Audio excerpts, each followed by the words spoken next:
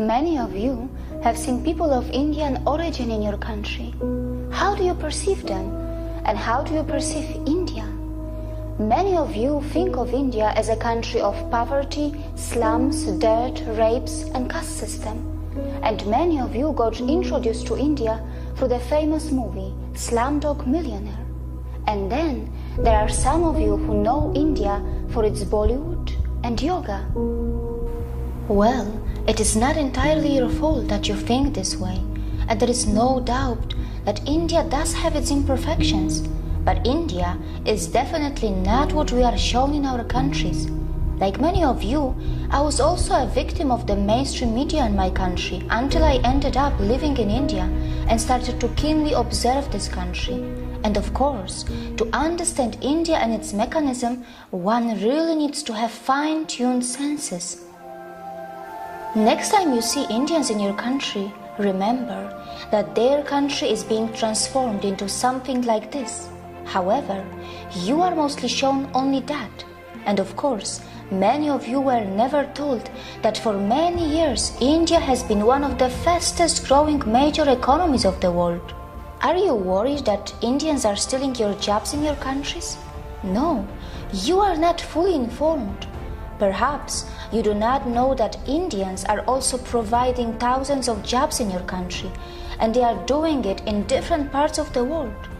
There are more than 800 Indian companies in the UK, which employ around 110,000 people. In the USA, Indians-owned firms employ more than 600,000 employees. Have you noticed that when the media in the West talks about rapes in India, they rarely talk about the rape rate statistics, and probably it is because India is nowhere close to the Western countries in rape rate. Yes, I'm aware that while talking about rape, one must consider things like underreporting, marital rape, homosexual rape, false filing, law of rape, conviction rates, and many other factors. And that is why I sincerely recommend you to dig a bit deep into this and analyze where your own country stands before you become a victim of the mainstream or fake stream media. By the way, were you also told that the so-called developed countries do not only have a much higher rape rate, but also their citizens travel abroad to rape the citizens of poor countries? Europe, North America, Australia, New Zealand are some of the main sources of international child sex tourists who perform sex crimes in other countries. Were you also told that many Western women travel abroad to enjoy female sex tourism? And it is difficult to believe that the boys who are hired by these rich women are in some cases not underage. India has always been a multicultural society, and yes, in one way or another, discrimination may exist in India too. But wait, which country is crime-free? Is your country crime-free? Is there no discrimination in your country? India is a country where its minorities are allowed to thrive and grow in numbers and also in percentage. India is a country where many dharmic traditions like Jainism, Sikhism, Buddhism and Hinduism were born, and the people of India have even accommodated the ideologies and religions that did not originate from their own land. When I first heard of Indian caste system in my country through our media, it was not even mentioned that in India not only the minorities but also the members from those societies which are also known as low caste end up becoming presidents, vice presidents, prime ministers and chief ministers. Has the media in your country told you about this when they talked about Indian caste system to you? Has the media in your country also mentioned that India has already had a female president and a female prime minister? I know that in many so-called developed countries, many low-skilled immigrants from poor countries are purposely and temporarily brought to do low-class and dirty jobs.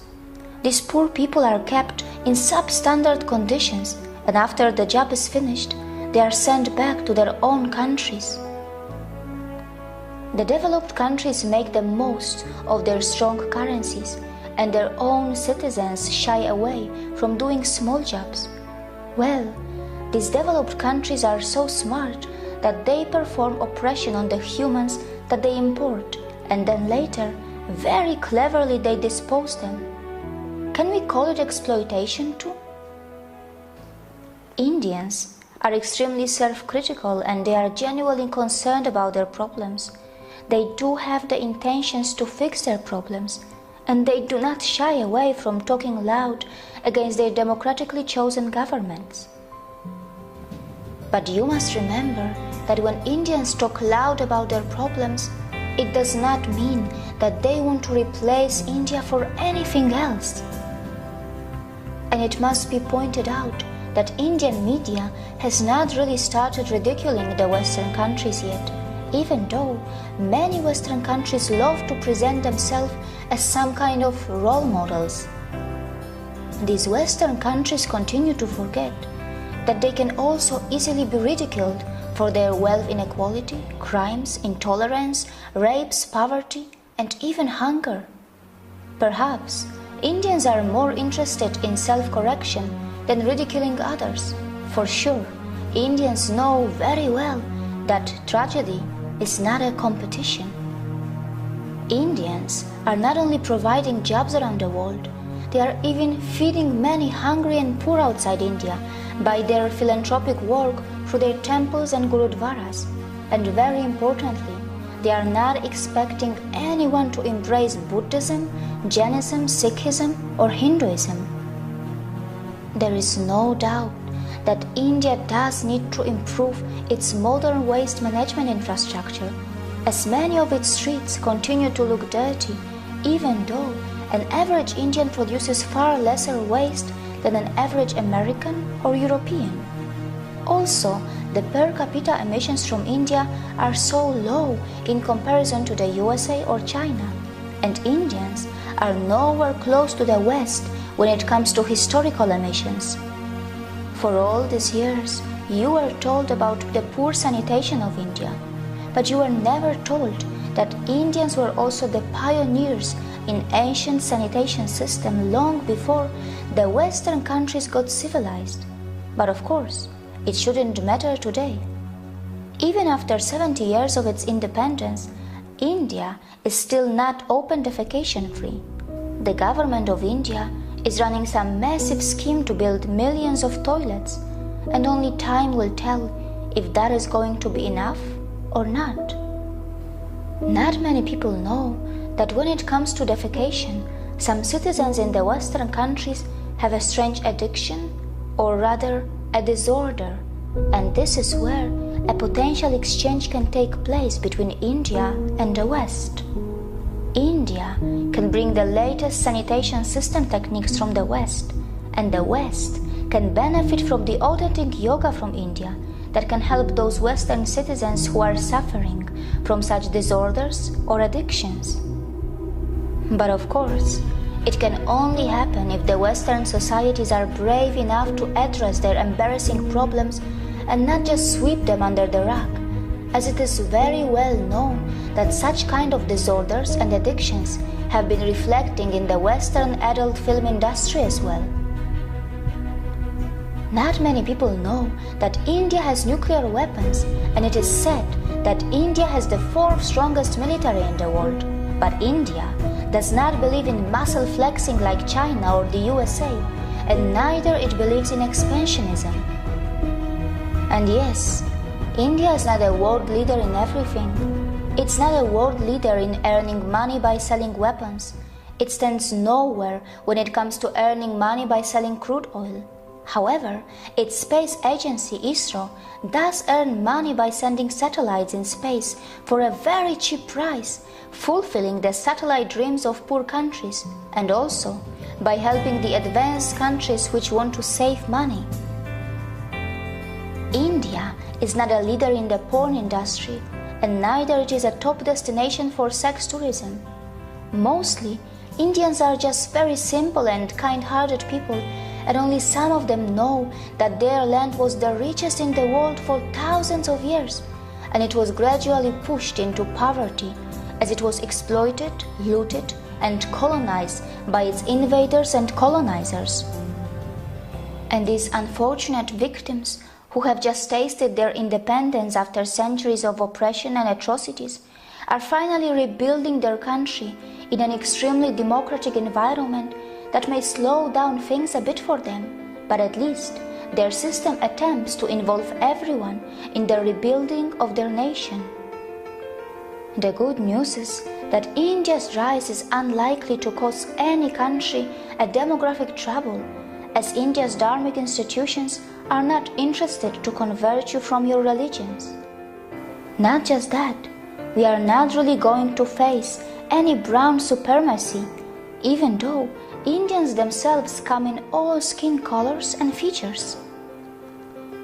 It is also highly unlikely that Indians will hate you, even though many of you may have developed prejudices against them because of the mainstream media houses, which for some special reasons are overplaying and sensationalizing their problems. Indians are gentle, accommodating, compassionate, hospitable, and yes, they do not have a fake smile. Their smiles are still very real, and most importantly, they are forgiving. Look how they even welcome the people from the land of their ex-colonizers in their country, even today. Before you comment on India, remember that the countries which were never colonized will not easily understand what it means to suffer from a post-colonial identity crisis. India may have its imperfections, and in this process of rebuilding, it will make its share of mistakes, and it will learn from them. Perhaps we also need to learn how to build a relation with Indians on equal terms, with mutual respect, without feeling superior or inferior, while focusing a bit more on ourselves to address our own embarrassing problems. See you again.